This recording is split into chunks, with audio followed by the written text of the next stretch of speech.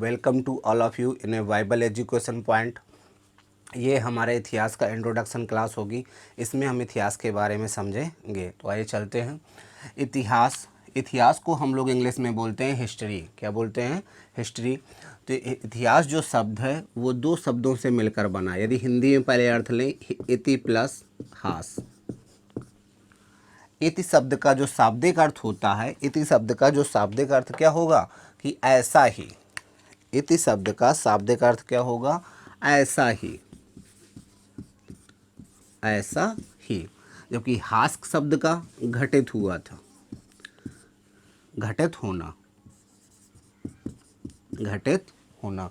तो इतिहास शब्द का जो शाब्दिक अर्थ निकल के आया कि ऐसा ही घटित हुआ था।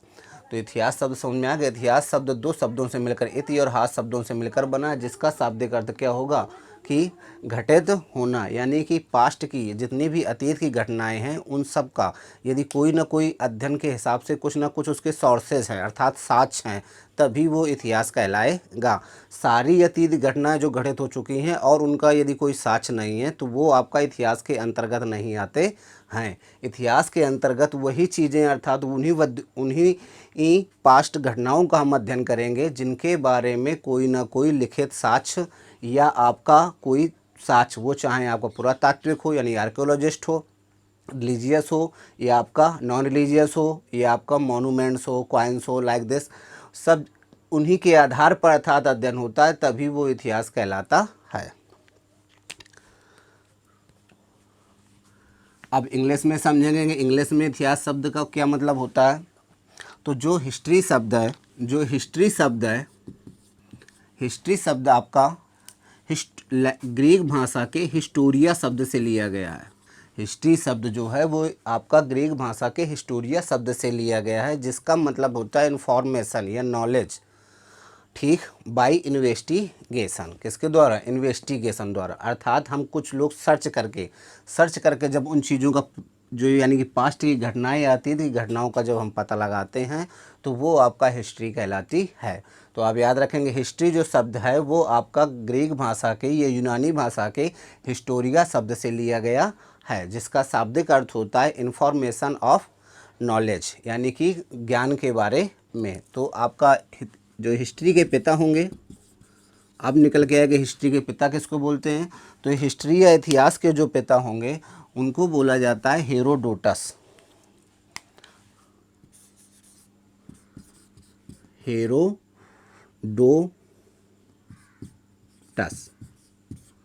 हेरोडोटस को हम आपका इतिहास का पिता बोलते हैं। पिता या फादर ऑफ हिस्ट्री, यानी कि इतिहास का पिता हेरोडोटस को बोलते हैं। इनकी जो फेमस रचना थी वो थी आपका हिस्टोरिका, यानी हिस्टोरिका नामक बुक किसने लिखी थी? आपका हेरोडोटस ने लिखी थी। तो इतिहास शब्द या हिस्ट्री के जो फादर होंगे वो कौन होंगे? हेरोडोटस होंगे। इनकी जो फेमस बुक है या पॉपुलर बुक है वो कौन सी थी? हिस्टोरिका। अब हेरोडोटस को ही आपका क्यों कहा गया था कि पिता क्यों कहा जाता है? तो प्राचीन मतलब अध्ययन के हिसाब से हमने देखा कि इतिहास के प्राणी के अतीत की घटनाओं का सबसे पहले अध्ययन आपका हेरोडोटस ने ही किया था। तो इतिहास हेरोडोटस को सबसे पहले पिता किसने कहा था? तो एक आपका रोमन इतिहासकार थे जिनका नाम था सिसरो। तो सिसरो आपके पहले आदमी थे जिन्होंने आपका हेरोडोटस को इतिहास का पिता बतलाया था। ठीक, क्लियर। हिस्ट्री आपका ग्रीक भाषा के हिस्टोरिया शब्द से लिया गया है, जिसका शाब्दिक अर्थ होता है इन्फॉर्मेशन ऑफ नॉलेज, अर्थात अतीत की घटनाओं को सर्च करना। उस इतिहास के जो पिता हैं वो कौन है? हेरोडोटस हैं, जिनकी फेमस पुस्तक का नेम क्या था? हिस्टोरिका था। और हेरोडोटस को सबसे पहले हिस्ट्री ऑफ फादर या इतिहास का पिता किसने कहा? तो आप याद रखेंगे, रोमन इतिहास जो वेत्ता थे वो आपका सिसरो थे। उन्होंने आपको हेरोडोटस को सबसे पहले इतिहास का पिता या फादर ऑफ हिस्ट्री बोला था। आगे चलते हैं। अध्ययन के हिसाब से अब भारतीय इतिहास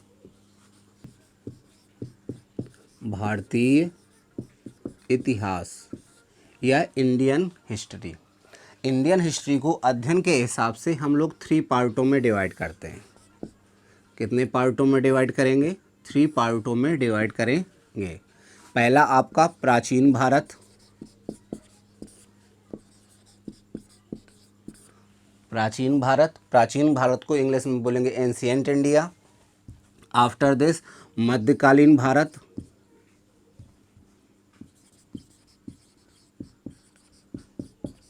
मध्यकालीन भारत को इंग्लिश में बोलते हैं मिडिवल हिस्ट्री। और आधुनिक भारत,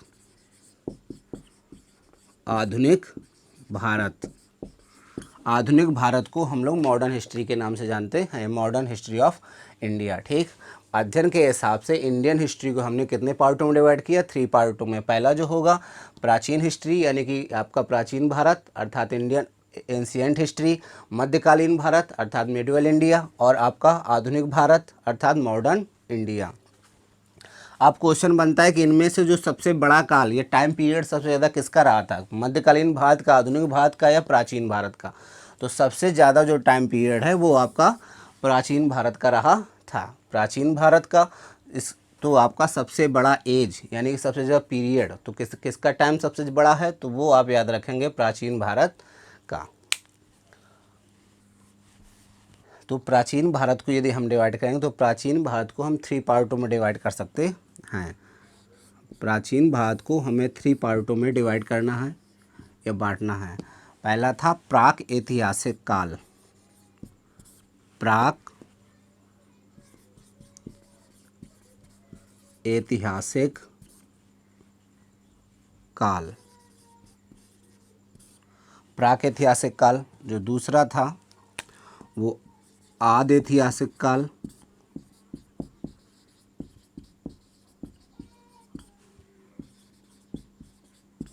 और जो तीसरा था वो आपका ऐतिहासिक काल।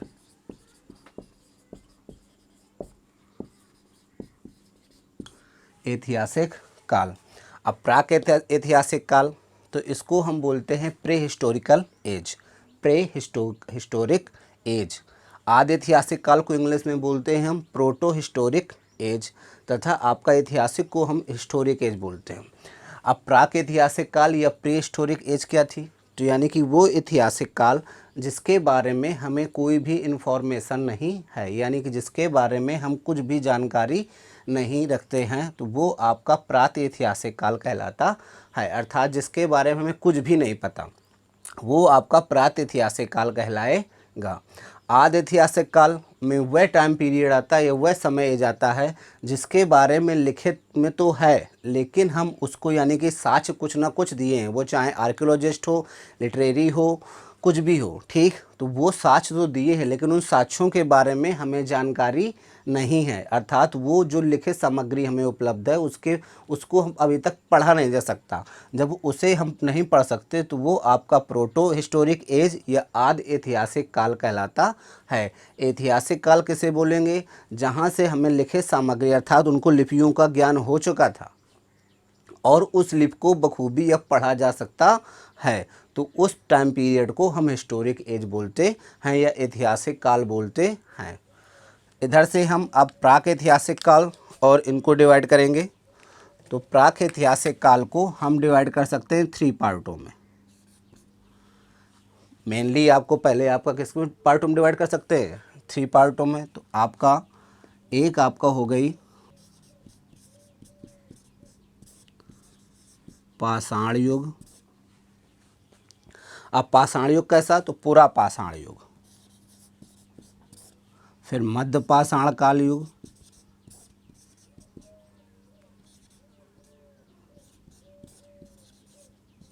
मध्य पाषाण युग और नवपाषाण युग।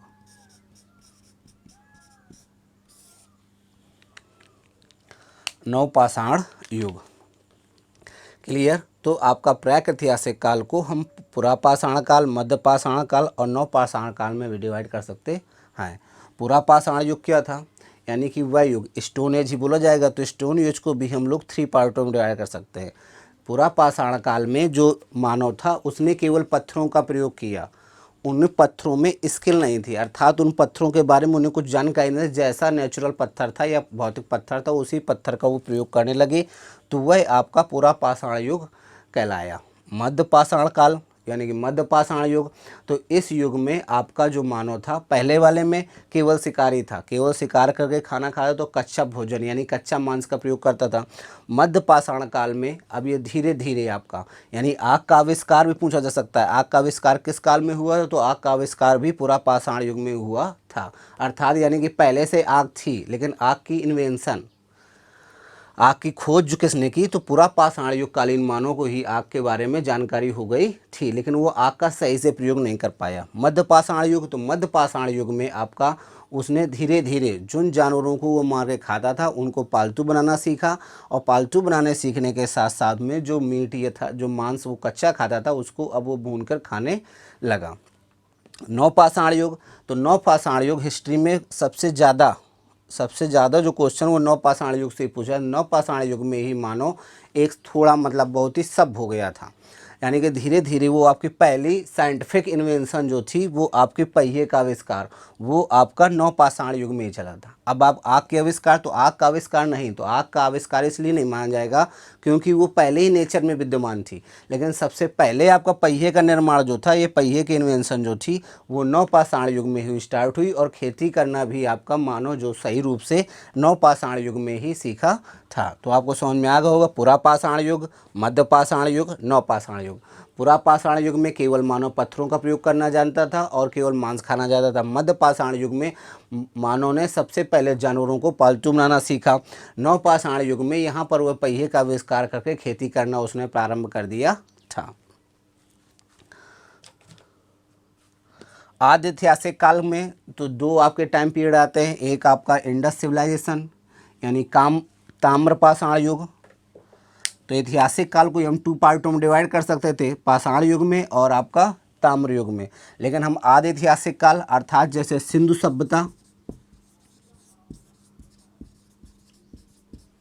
और वैदिक सभ्यता,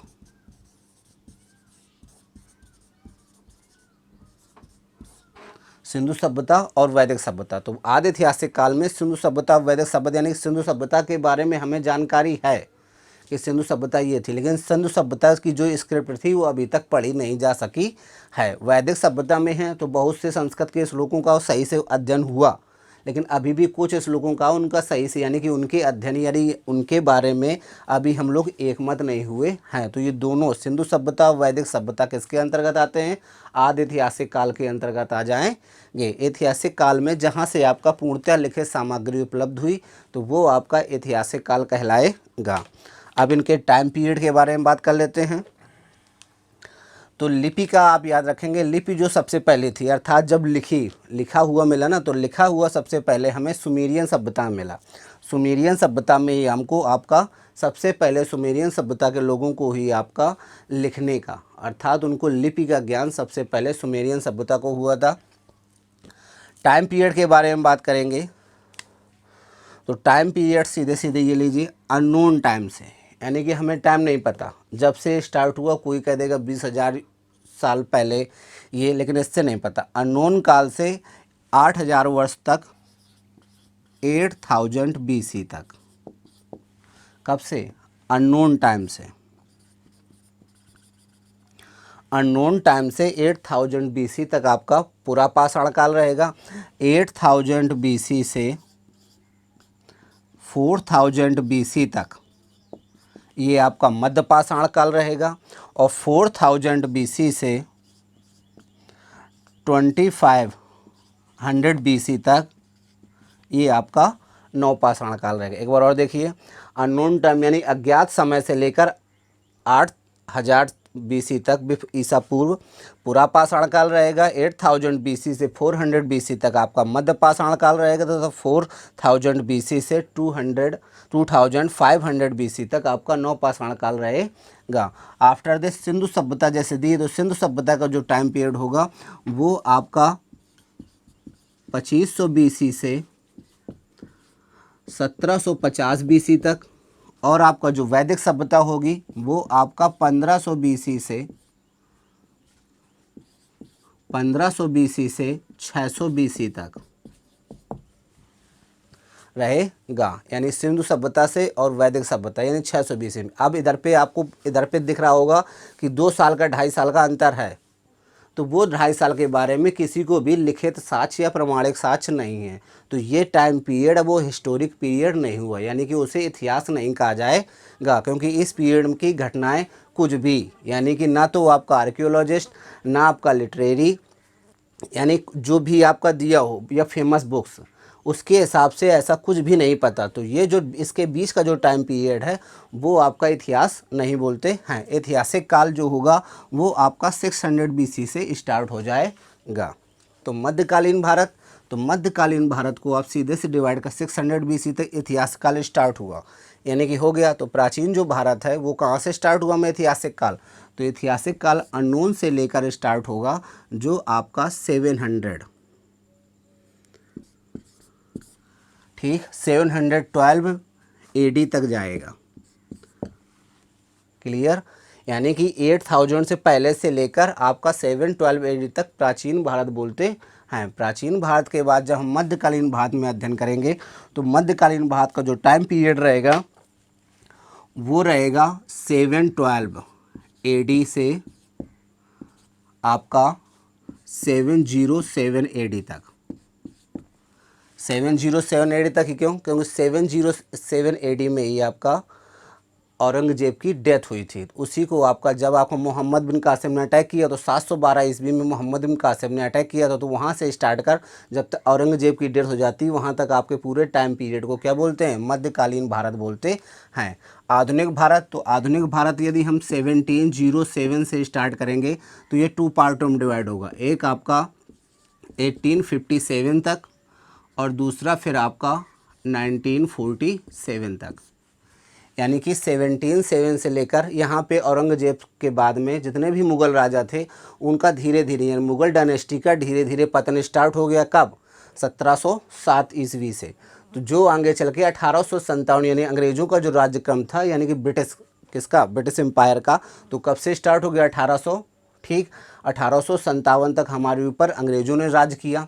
इसके बाद 1857 से 1947 तक, तो 1947 तक जो ईस्ट इंडिया कंपनी थी, तो कंपनी का जो अधिपत्य था या उनका जो राज था वो ख़त्म होके ब्रिटिश क्राउन के अंतर्गत चले गए थे। तो उसके द्वारा हम 1947 तक किसका अध्ययन करेंगे, आपका आधुनिक भारत का। इसमें कहीं कहीं पे डेट 1900 जो ये दी है 47 से होके 1964 भी, यानी पंडित जवाहरलाल नेहरू की डेथ तक के अध्ययन को हम आधुनिक भारत का नाम देते हैं।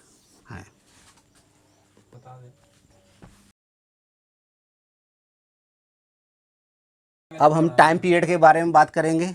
टाइम पीरियड में अगर BC राइट है, इसका मतलब होता है बिफोर क्राइस्ट, बिफोर क्राइस्ट अर्थात ईसा के जन्म के पहले। इसके बाद AD राइट है, तो AD का मतलब हुआ एनो डोमनी,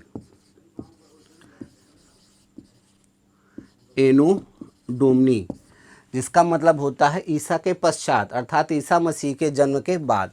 कहीं पे लिखा होगा CE, किसी किसी जगह लिखा रहता है CE, जिसका मतलब होता है कॉमन एरा, कॉमन एरा, यानी कि जो युग चल रहा है, अर्थात ईसा मसीह के जन्म के पश्चात ही, कॉमन एरा प्रेजेंट टाइम में। और किसी जगह लिखा होगा BCE, BCE, तो BC का फुल फॉर्म होगा बिफोर कॉमन एरा, यानी कि ईसा के जन्म के पहले। तो हिस्ट्री में आप कुछ भी मिल जाए, BC मिले तो बिफोर क्राइस्ट, यानी कि ईसा जन्म के पहले। जो कैलेंडर यूज करते हैं हम ग्रेगोरियन कैलेंडर यूज करते हैं, उसमें से सीधा सीधा था कि अब जैसे 2000 चल रहा है, 2000 के पहले 1000 भी चला होगा, फिर आपका 0 आया होगा, तो 0 में इन्होंने ईसा मसीह को की बर्थ मानी। अब जैसे सपोज करिए हम गौतम बुद्ध के बारे में पूछें, गौतम बुद्ध कब पैदा हुए थे, तो गौतम बुद्ध जैसे कि 563 BC लिख दें, 563 BC लिख दें, तो ये कोई पर्टिकुलर डेट नहीं हुई कि 563 ईस्वी में ही आपका उनका जन्म हुआ था। इसका मतलब ये हुआ कि ईसा मसीह के जन्म के 563 ईसा पूर्व आपका गौतम बुद्ध का जन्म हुआ था। डेट क्लियर हुई। तो BC मतलब बिफोर क्राइस्ट, AD मतलब एनो डोमनी, ईसा मसीह के बाद, CE मतलब कॉमन एरा जो प्रेजेंट टाइम में चल रहा है, और BC मतलब बिफोर कॉमन एरा। यानी कहीं कहीं पे अगर BP लिख जाए, BP भी लिखा हो, तो BP का मतलब भी बिफोर प्रेजेंट होगा। क्या होगा, बिफोर प्रेजेंट। ठीक। अगर ये वीडियो आपको अच्छा लगा हो तो इस वीडियो को लाइक करें और कमेंट करें। यदि आपने अभी तक इस चैनल को सब्सक्राइब नहीं किया तो प्लीज़ इस चैनल को सब्सक्राइब कर लीजिए।